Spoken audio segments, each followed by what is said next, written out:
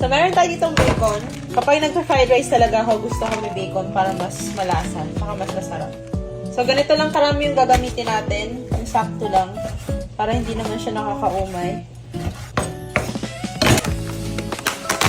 Tira-tirang luncheon meat. Pero ito, optional lang. Kung gusto nyo lang maglagay ng luncheon meat, for the go. Kasi may protein lang kayong ilagay sa kanin. Goods na yun. Man, yung white onion. Mas masarap talaga if white onion yung gagamitin nyo. Pero kung wala kayong white onion, anong gagawin? Red onion. Pwede. Isutayin nyo lang siya ng mabuti para maging sweet siya. Ito lang yung kailangan nating hawain. Pwede na tayo mag-isa, Marie. Uunahin ko na yung bacon para maglabas na yun. At dahil super fermented na itong kimchi natin, gagawin na lang natin siyang kimchi fried rice.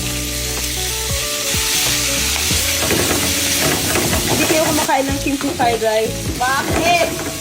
Sarap-sarap dito, guys. Ginit lang natin ito. Ilalagay na natin yung white onion.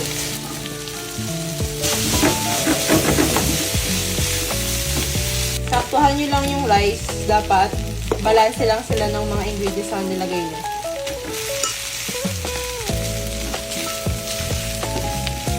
Maglalagay tayo ng konting gochujang, sesame oil, salt and pepper,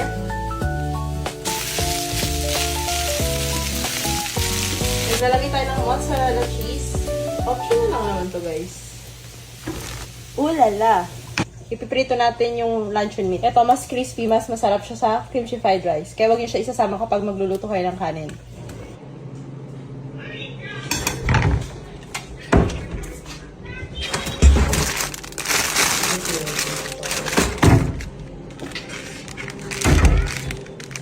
Ilalagay na natin yung maning.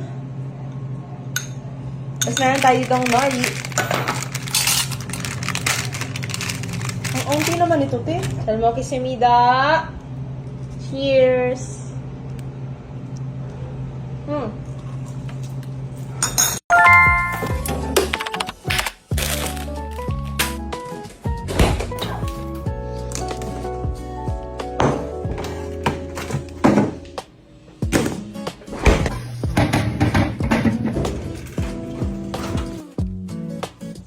So, meron tayo ditong bacon.